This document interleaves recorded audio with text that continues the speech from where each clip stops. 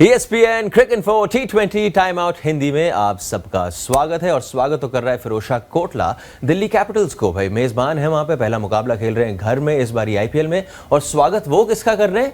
Raining champions Gujarat Titans का। और हम स्वागत किसका कर रहे हैं? मिठाई तो है नहीं, लेकिन विद गुड वाइब्स स्वागत कर रहे हैं हम former India wicketkeeper batsman Deep Dasgupta का। Deep, good to see you. I am going to get straight to it sir, क्योंकि दिल्ली का मुकाबला है। पिछले मुकाबले में जो हार मिली तो मिली, बात हो रही थी डेविड वार्नर की, कप्तान साहब की। बनाए उन्होंने हालांकि 56 बट ऑफ 48 बॉल्स। एक नजरिया वो है कि आपने बहुत स्लो खेला, क्योंकि ये T20 है, ऐसे खेलते नहीं है। दूसरा नजरिया ये है, मेरे सामने जी स्कोर कार्ड है, दूसरे खिलाड़ियों ने कितने बनाए? 12 रन बनाए, एक ने बनाए 0, एक ने बनाए 4, एक ने बनाए 1, एक ने बनाया नहीं जाता। हाँ, मतलब 0 उनको मिल गया। No, fair enough. एक चीज आपने कहा कि कैसे वो खेल रहे हैं। अब देखिए, ऐसा है कि वो पिछले 2-3 साल से ऐसे ही खेल रहे हैं। अगर आप उनके पिछले 2-3 साल IPL उठा के देख लें या इंटरनेशनल क्रिकेट भी उठा के देख ले, तो वैसा नहीं है जैसे डेविड वार्नर पहले होते थे कि शुरुआत से पहले बॉल से 140 150 के स्ट्राइक रेट से आप खेल रहे हैं। वैसा नहीं खेलते हैं आजकल, वो आप दिमाग में बिठा लीजिए। पिछले 2-3 साल से वैसा नहीं देखा, वो रूप नहीं देखा हमने डेविड वार्नर का। क्या वो वैसा खेल सकते हैं? क्या अफोर्ड कर सकते हैं वैसा खेलना? To a certain extent yes, क्योंकि अगर आप दिल्ली की अगर टीम देखें तो वहां पे पृथ्वी शॉ जो कि एक्सप्लोसिव है, डायनामिक है। वैसे ही मिच मार्श जो 3 पे आएंगे वो एक्सप्लोसिव है, वो डायनामिक है। तो उनके पास ऐसे काफी सारे प्लेयर्स हैं टॉप 4 टॉप 5 में जो उस तरीके उस ब्रांड की क्रिकेट खेल सकते हैं। तो he can afford to play it, लेकिन इतना भी धीरे नहीं। अब संजू सैमसन का आप वो इनिंग्स उठा के देख ले राजस्थान के लिए, शीट एंकर रोल था, लेकिन फिर भी स्ट्राइक रेट 140 का था शुरू से लेकर लास्ट तक। तो आपका जो शीट एंकर है अभी भी उनका रोल बनता है, लेकिन थोड़ा सा रोल डेफिनेशन चेंज हो गया। अभी वो 120 वाला शीट एंकर का कोई काम नहीं है। शीट एंकर भी है तो फिर वो भी 140 135 पे चलना पड़ेगा। पर ऑन अ डे सर, क्योंकि ये फ्रीक्वेंसी गेम्स की हर तीसरे दिन चौथे दिन है, so probability to fail is lot more than succeeding in a sense, क्योंकि हर तीसरे चौथे दिन आप खेल रहे हैं और फॉर्मेट ऐसा है। बिल्कुल। तो एक ऐसा दिन जब सामने सिर्फ 12 रन या 6 रन या 4 रन कोई बना रहा है, यू वुड स्टिल से यार एटलीस्ट 56 रन तो बना के गया, क्योंकि एटलीस्ट थोड़ा रिस्पेक्टेबल टोटल तो बना के गया। और does not count at all for you then? नहीं, इट डज काउंट। ऐसी बात नहीं है कि आपने वो काउंट जरूर करेगा, क्योंकि एक चीज हम ना शुरू के कुछ मैचेस में भूल जाते हैं कि नेट रन रेट का फर्क पड़ता है बाद में जाके। फिर बाद के जब 3-4 मैचेस होते हैं सब तब लड़ाई करने लगते हैं, अबे नेट रन रेट ये वो।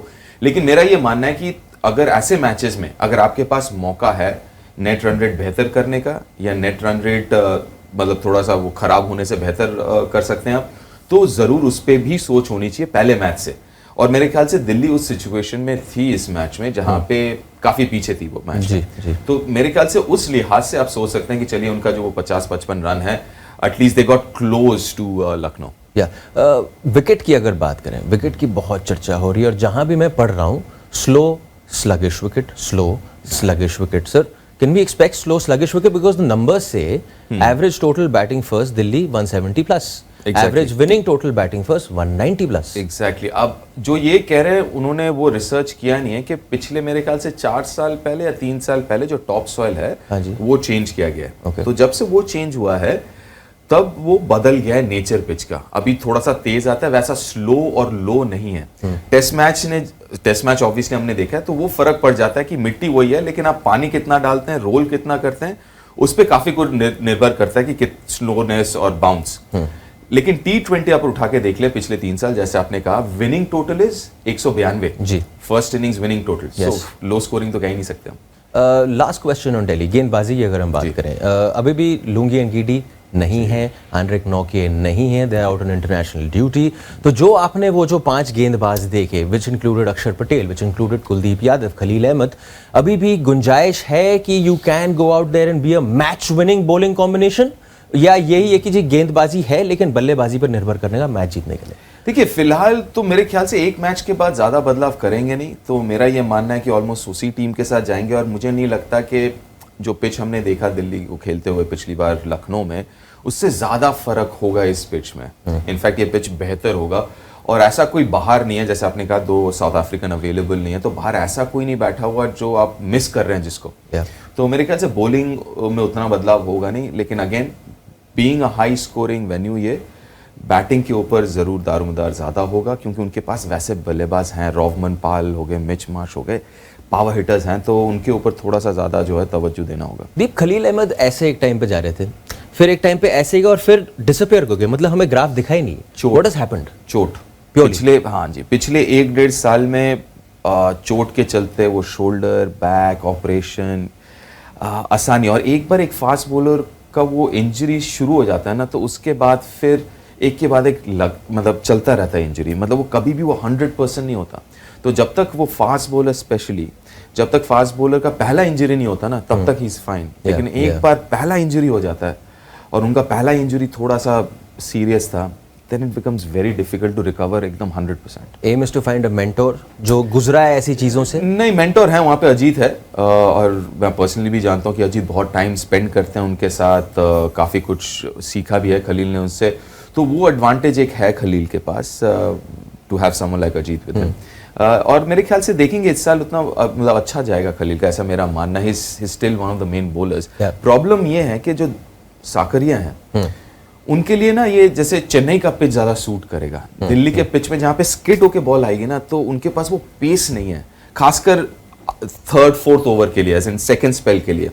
तो वहां पे स्विंग हो जाएगा पहले में, लेकिन सेकंड स्पेल थोड़ा सा प्रॉब्लम हो सकता है, तो वो एक इशू हो सकता है दूसरे बॉलर्स के लिए। लेकिन खलील मेरे पास, क्योंकि उनके पास पेस है, तो I think he'll do all right। Gujarat Titans आवादे